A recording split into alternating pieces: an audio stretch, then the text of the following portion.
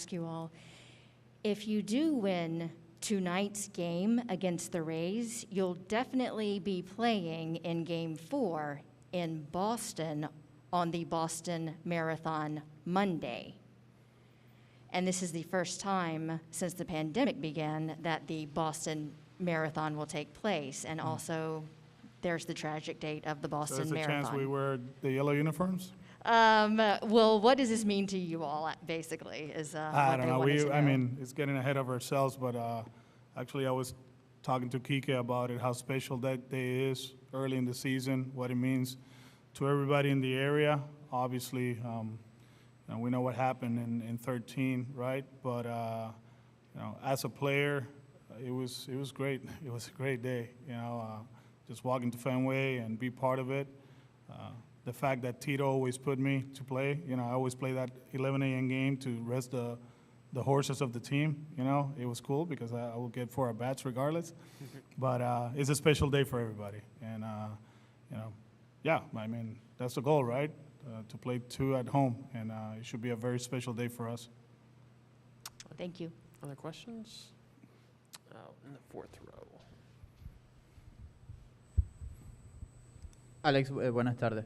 Hace un momento hablábamos con Cristian Vázquez, que ya suma 7 años en grandes ligas y gana más experiencia y ese rol de liderazgo. ¿Qué significa tener un catcher con su veteranía y los conocimientos que tiene para series y momentos importantes como el de hoy? No, obviamente no es su primer playoff y ha tenido mucha experiencia. Él fue básicamente el catcher titular en el 2018, cuando decidimos jugarlo en el juego 3 de la serie divisional contra Nueva York. E hizo un trabajo excelente. Es un muchacho que se prepara, que le importa y obviamente, como todos los demás, ¿verdad?, dan el máximo. Siente una gran responsabilidad porque lleva muchos años aquí con la organización. Y de verdad que nos sentimos muy, muy orgullosos de la manera que ha progresado, de quien se ha convertido y de lo que significa para todos los muchachos en ese camerino. And we'll stay in that same row. Ale, de llegar a jugarse ese cuarto juego, ¿el abridor sería Eduardo Rodríguez o existe la posibilidad de que se pueda ver a Chris Sale en ese juego? No, nosotros todavía no vamos a anunciar quién será el abridor del juego 4. Hasta ahora, hoy abre Chris, el domingo abre Nate y hasta ahí lo tenemos. Other questions? Who else? In the back, we'll get you the microphone, Jalen. Alex, ayer obviamente este equipo de Tampa maniató a los Medias Rojas. ¿Cómo se repone el equipo? ¿Qué de diferencia van a hacer hoy para tratar de igualar esta serie el día de hoy? Primero tenemos que anotar carrera. Yo creo que en la historia del juego el equipo que no anota carrera nunca ha ganado, así que tenemos que anotar carrera. Yo creo que salir a jugar, nosotros lo hemos hecho toda la temporada, hemos jugado bien contra ellos. Ayer, pues, para nosotros no fue nuestra noche. Hicimos varias cosas buenas, tampoco hicimos cosas que no estamos acostumbrados a hacer, pero hoy es otro día y la serie es de 5-3. Entendemos lo que significa el juego de hoy. Ganamos y regresamos a Fenway con la oportunidad de jugar 2 juegos allá. Y eso es lo que tenemos en mente, salir a dar todo por el todo y ver lo que sucede hoy. In the 4th row on your left. Y continuando con eso, ¿cambia algo quizás dentro del clubhouse, en la actitud, el momentum, algo que tenga Sale en la lomita hoy? Sabemos quién es, sabemos lo que significa, sabemos lo que trae. Obviamente nos sentimos confiados con todos los abridores, pero obviamente lo que él ha hecho en su carrera, lo que él significa para la organización, lo que significa para los jugadores, es un día que uno se siente bien. Como dicen en Boston, es Sale Day, así que estamos preparados para eso. Jason, in the 3rd row on your left. Alex, with Verdugo, what's impressed you most about his development, and where do you think he could still get better as he gets older?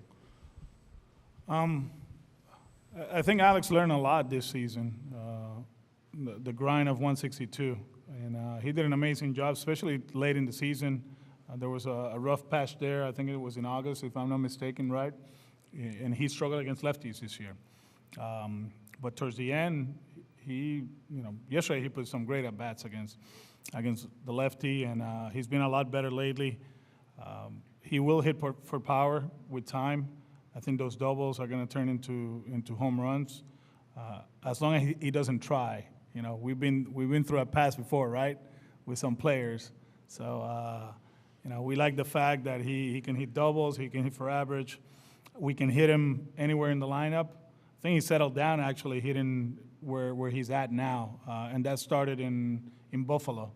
You know, and with Doogie, you mentioned something. You try to find something stat-wise that you can throw out there, a nugget. Hey, this is going on, and he's like, what? Oh, watch, I'll walk today.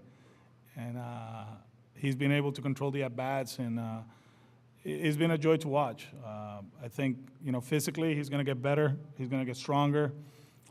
He's still, you know, a good defender in left field. His arm plays. He's actually, he said that this offseason he might go to Driveline and work on his pitching again because he feels he can throw 97, 98, like I guess he used to do that, and become a two-way player.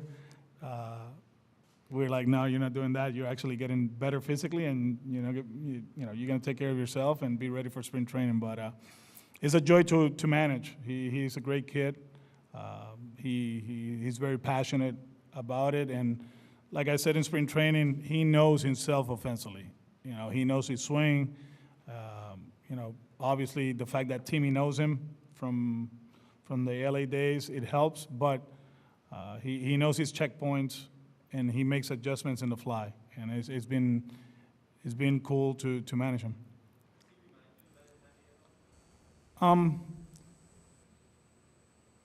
Yeah, I think the tool set, right? We always felt like Benny could hit 300, hit 40 doubles, hit 20 home runs, steal bases. You know, being the all-around player that sometimes we don't see nowadays. So he can be the complete package. Yep. The third row in the middle.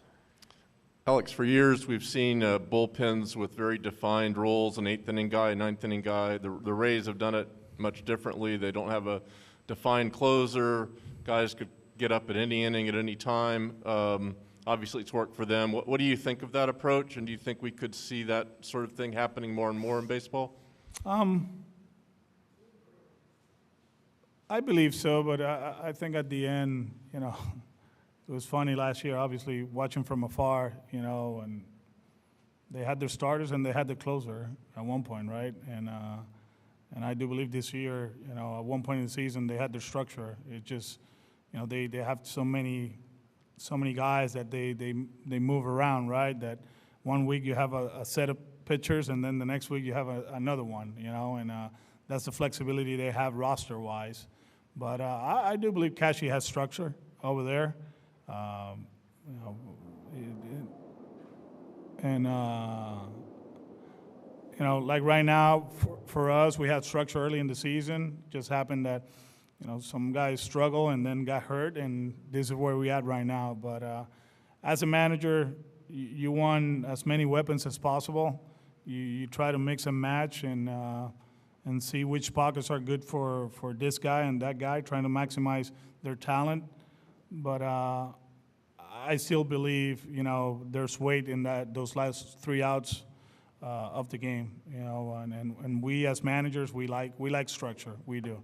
That we can adjust, of course, yeah. I mean, we can use Gary Richards in the second inning of Game 1 of the ALDS to get Arozarena out because we felt that was the better matchup for us to move forward.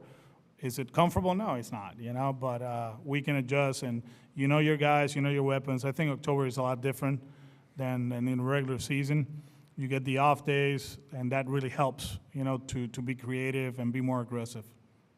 And Ian to your left, Alex. Alex, I know the lineup is still in limbo with JD tonight, but just wondering, do you know, will Kyle lead off again against the righty like he did in the wild? Yeah, card he's game? leading off. Kike's hitting second.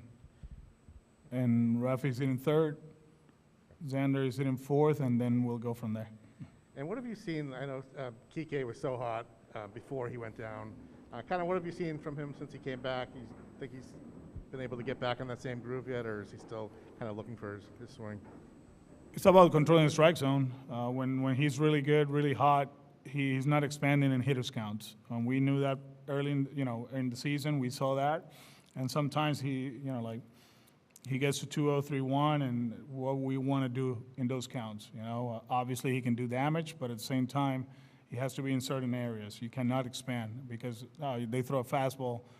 We're going to swing at the fastball because it's a fastball. There's a lot of fastballs in that sentence. But just control the aggression. I think that's the most important thing. And when he does that, that's when he becomes dangerous. One last one for Alex. All Good. right. Alex, Thank you. Thank you so much. Appreciate it. We got potential two-way star Alex Verdugo coming in next.